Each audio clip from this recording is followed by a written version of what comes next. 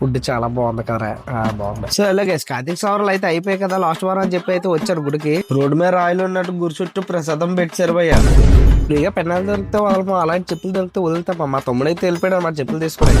Crowd అయితే అస్సలు ఖాళీ అయితే లేదు. ఫైనల్ మనం షాప్ ఓపెన్ చేసినట్టునే 2 ఫోన్లు అయితే వచ్చేసాయి. సరైన ఫోన్ రిపేర్ చేసేస్తున్నాం. ఇంతలోపు మా వాడైతే అరసంతర్పణ అవుతుందిరా రారా అంటే వచ్చారనమాట. మనం వచ్చిన టైం కి అక్కడ మిగిలిపోయిన కవర్లో పొయ్యిలో బుగ్గులు ఏ మిగిలే. సరేలే మొత్తం అయిపోయిన తర్వాత వచ్చా అని చెప్పి మనం వెళ్ళిపోతున్నా. స్వామి అయితే పిలిచి తినడానికి ఉందని చెప్పి అయితే పిలిచారు. కట్ట మా ఇద్దరికే ఉందనమాట. ఎంత అదృష్టవంతులు. ఫుడ్ అయితే సూపర్ ఉంది. సో పైన అయితే చేయలు అయితే కడుక్కున్నాం. శివయ్య ఆగం కాకపోతే సేమ్ కూడా కొట్టదంటారు. ఈ ప్లేస్ కి రావడానికి ఏదో కారణం ఉంటది కదా, అది ఇదేనేమో.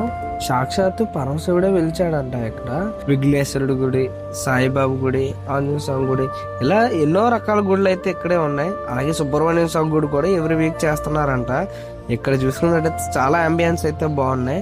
ఈ లొకేషన్ మీరు విజిట్ చేయాలనుకుంటే ఏపీలో పాతగనంపూడి కాలనీ లోపల అనమాట ఇది వచ్చేసరికి. సరే గైస్, ఇలాంటి మంచి మోర్ దెన్ కంటెంట్ నచ్చుంటే ఒక్క లైక్ చేసుకోండి.